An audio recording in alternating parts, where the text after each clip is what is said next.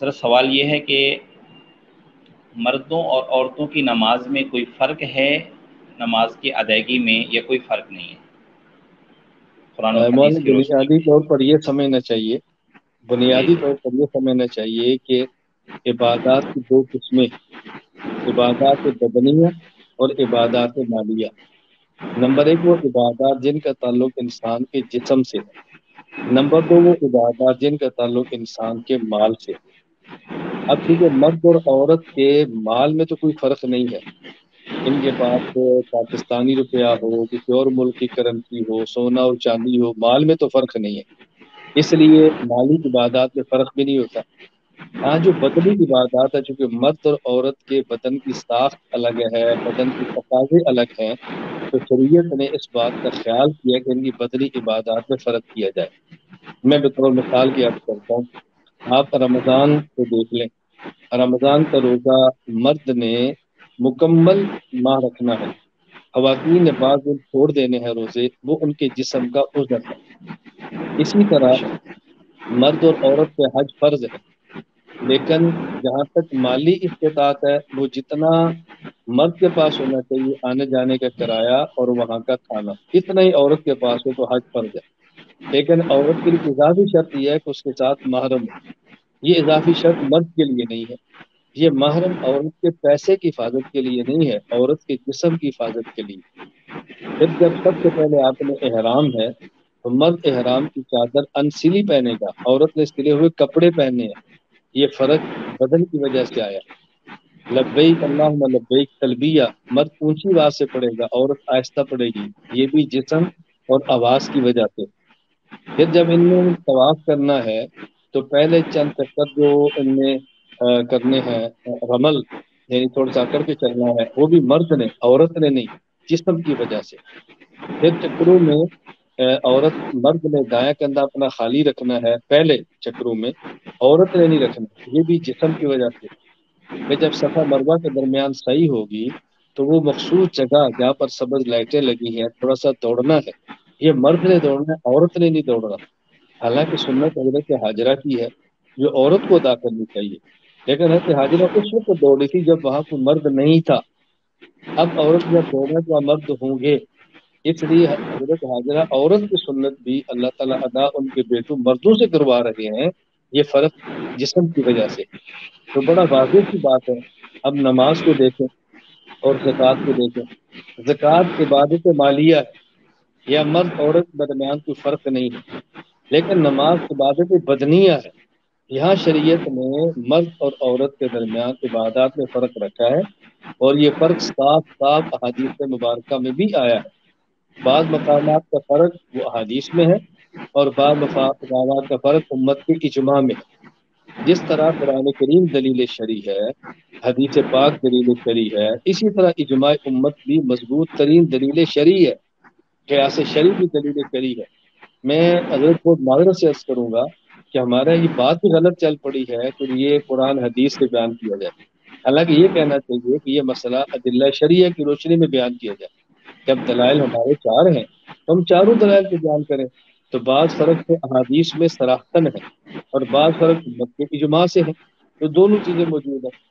حضرت وائل کو نبی پاک صلی اللہ علیہ وسلم نے فرمایا، یا وائل اذا صلیت، جب تم نماز پڑھو تو اپنے کندھوں کو، اپنے ہاتھوں کو تم نے نکانوں کے برابر کرنا ہے، فجل یدیک حذاء اذنیک، آگے فرمایا والمرأۃ تجعل یدیہا حذاء ثدییہا، جب عورت ہاتھ کھڑے کرے تو اپنی چھاتی کے برابر کھڑے کرے۔ اب یہاں دیکھیں فرق اللہ کے نبی نے خود بیان فرما دیا تو مسئلہ حل ہو گیا۔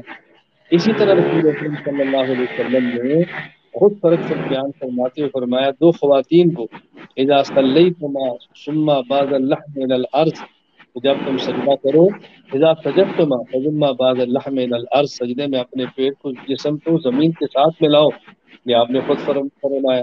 اسی طرح سجدے میں آپ نے فرق بیان فرمایا۔ تو مرد عورت کی نماز میں فرق موجود ہے۔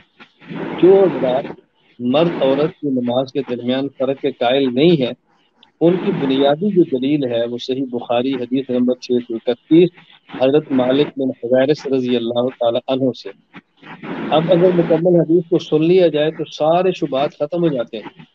حضرت مالک رضی اللہ تعالیٰ فرماتے ہیں کہ ہم چند احباب رسول اللہ صلی اللہ علیہ وسلم کی خدمت میں آئے، ونحن شبابۃ، ہم جوان مرد تھے، اللہ کے نبی کے پاس ہم 20 دن تک رہے، دن اور رات۔ وکان النبی صلی اللہ علیہ وسلم، وکان رسول اللہ صلی اللہ علیہ وسلم رحیما رفیقا، آپ بہت مہربان تھے۔ فلما ظن انا قد اشتہینا اہلنا او قال قد اشتقنا، حضرت فرماتے ہیں کہ جب ہم نے اپنے گھر جانا چاہا، رسول اللہ صلی اللہ علیہ وسلم محسوس فرمایا کہ ان کو گھر جانے کی ضرورت ہے، تو آپ نے ارشاد فرمایا ہمیں، اب اللہ کے نبی کی جملے سنیں، ارجعوا الی اہلیکم، اپنے گھر جاؤ، فاقیموا فیہم، وہاں تم ٹھہرو، نمازوں کی پابندی کرو، وعلموہم، ان کو دین سکھاؤ، ومروہم، اور ان کو حکم دو۔ یہ اللہ کے نبی نے کچھ چیزیں بیان فرمائی، کہتے ہیں مجھے یاد ہے، بعض مجھے یاد نہیں رہی۔ آگے فرمایا سلو کما رأیتمونی اصلی، نماز ایسے پڑھنا جیسے مجھے پڑھتے دیکھا۔ 5 نمبر 6 فَإِذَا حَضَرَتِ الصَّلَاةُ فَلْيُؤَذِّن لَكُمْ أَحَدُكُمْ، جب نماز کا وقت ہے تم میں سے کوئی ایک اذان دے۔ 6 وَلْيُؤَمَّكُمْ أَكْبَرُكُمْ، جو تم میں سے بڑا ہو وہ تمہاری امامت کرے۔ 7 اب رسول اکرم صلی اللہ علیہ وسلم نے 7 باتیں ارشاد فرمائی۔ اب یہ لوگ کہتے ہیں، جو کہتے ہیں فرق نہیں ہے، ان کی دلیل کیا ہے؟ سلو کما رأیتمونی اصلی، کہ رسول اکرم صلی اللہ علیہ وسلم نے یہاں صحابہ کرام سے فرمایا کہ تم نماز ایسے پڑھو جیسے مجھے پڑھتے دیکھا، اور یہ خطاب آپ کو مردوں کو بھی ہے، عورتوں کو بھی ہے، لہذا مرد بھی ایسے پڑھیں جیسے اللہ کے نبی پڑھتے ہیں، عورتیں بھی ایسے پڑھیں جیسے اللہ کے نبی صلی اللہ علیہ وسلم پڑھتے تھے، ان کی نماز میں فرق نہیں۔ ان کی دلیل کی بنیاد یہ ہے، ہم کہتے ہیں بات سمجھنے کی کوشش فرمائیں۔ رسول اکرم صلی اللہ علیہ وسلم نے یہاں پر 7 باتیں ارشاد فرمائی ہیں۔ نمبر 1 ارجعوا الی اہلیکم، گھروں کو جاؤ۔ نمبر 2 فاقیموا فیہم، وہاں جا کر ہو قیام کرو۔ نمبر 3 وعلموہم، ان کو دین سکھاؤ۔ ومروہم، ان کو دین کی باتوں کا حکم دو۔ 4 فلیؤذن لکم احدکم، یہ میں 5ویں چھوڑ رہا ہوں نماز والی۔ 4 فلیؤذن لکم احدکم، تم ایک اذان دے۔ آگے ولیؤمکم اکبرکم، تم میں سے جو بڑا ہو وہ امامت کرے۔ اب یہ جو رسول اللہ صلی اللہ علیہ وسلم نے باتیں فرمائی، گھر جاؤ، وہاں ٹھہرو، سکھاؤ، حکم دو، اذان دو، اور بڑا جماعت کرے، اب یہ 6 کی چیزیں وہ ہیں جو مردوں کے لیے ہیں، خواتین کے لیے یہ حکم مردوں کو ہے۔ اب ایک حکم کیا ہے؟ سلو کما رأیتمونی اصلی، تم نماز ایسے پڑھو جیسے مجھے پڑھتے دیکھا۔ بھائی رسول اللہ صلی اللہ علیہ وسلم نے تو یہاں پر 7 حکم ارشاد فرمائے ہیں، تو جب یہ باقی 6 مردوں کے لیے آپ بھی مانتے ہیں، تو یہ ایک چیز آپ کیوں نہیں مانتے کہ یہ بھی مردوں کے لیے ہے؟ تو یہ اللہ کے نبی نے خطاب مردوں کو فرمایا ہے کہ تم نماز پڑھو جس طرح مجھے پڑھتے دیکھا ہے، اور وہ دیکھنے والے تو مرد تھے، خواتین تو گھر میں تھی، یہ صحابہ دیکھ رہے جو ملنے کے لیے آئے تھے، فرمایا جس طرح تم نے مجھے پڑھتے دیکھا ہے نا، یوں ہی جا کے نماز واپس پڑھنا، اللہ کے نبی فرما رہے ہیں۔ تو یہ حکم بھی مردوں کو ہے، خواتین کو نہیں ہے۔ اب یہ بات سمجھیں، اگر اس کو بنیاد بنا لیا جائے کہ جی سلو امر کا صیغہ ہے جو مرد عورتوں سب کو شامل ہے، تو میں ایک بات عرض کیا کرتا ہوں، اب بت اگر کل کوئی خاتون پگڑی باندھ لے، اگر کوئی خاتون اپنا گریبان کھول لے، اگر وہ اپنے ہاتھ میں لاٹھی پکڑ لے، اگر وہ اپنی شلوار ٹخنوں سے اوپر کر کے بازار میں چلے، اور اسے پوچھا جائے ادب احترام کے ساتھ بہن آپ نے یہ طرز کیوں اختیار کیا، اور وہ دلیل میں صحیح بخاری کی بجائے قرآن کریم پڑھ دے، لقد کان لکم فی رسول اللہ اسوۃ حسنہ، اللہ قرآن میں فرما رہا ہے کہ میرے نبی تم سب کے لیے نمونہ ہے، اور یہ حکم مردوں اور تو سب کا حضور تمہارے نمونہ کا میرے لیے نہیں ہے؟ آپ اس کو کیا جواب دیں؟ آپ اس کو پیار سے سمجھائیں گے بہن اس آیت کا معنی یہ ہے کہ رسول اللہ صلی اللہ علیہ وسلم کی تعلیمات تم سب کے لیے نمونہ ہے، یہ دیکھنا ہے کہ آپ کی کون سی تعلیم مردوں کے لیے ہے اور آپ کی کون سی تعلیم خواتین کے لیے۔ اسی طرح اللہ کے نبی نے فرمایا کہ تم نماز پڑھو، اب یہ دیکھنا ہے کہ اللہ کے نبی نے مردوں کے لیے کیا طریقہ بتایا، اور اللہ کے نبی صلی اللہ علیہ وسلم نے خواتین کے لیے کیا طریقہ بتایا ہے، یہ بڑی اہم چیز ہے۔ اسی طرح وہ بطور دلیل کے کہا کہتا ہے امام بخاری رحمہ اللہ نے نقل کی ہے کہ ام قتادہ وہ جب نماز پڑھتی تشہد میں بیٹھتی، تو حدیث پاک میں لفظ ہیں کہ وہ بیٹھتی تھی جلسۃ الرجل، جیسے مرد بیٹھتا ہے نا ایسے اتحیات میں بیٹھتی ہو. تو دیکھیں مرد عورت کی نماز میں فرق نہیں ہے. ہم نے کہا دیکھو یہ بات کتنی آدمی آرام سے سمجھ سکتا ہے.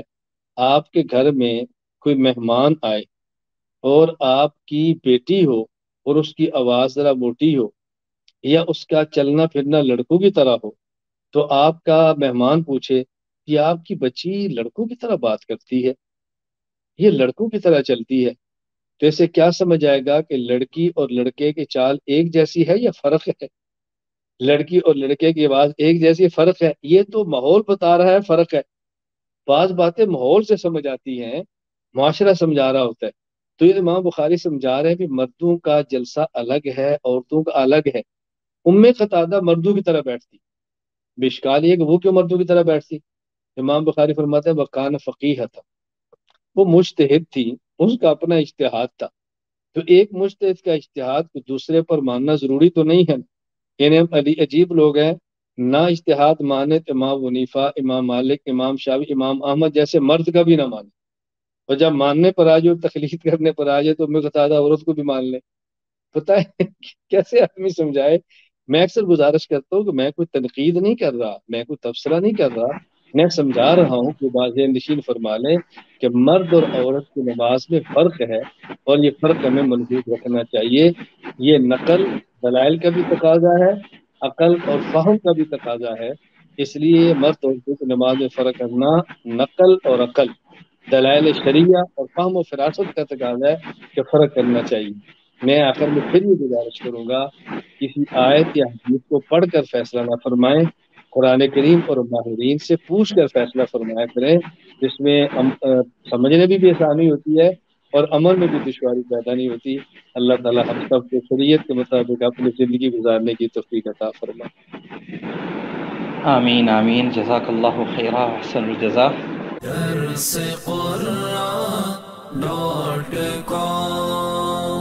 www.darsequran.com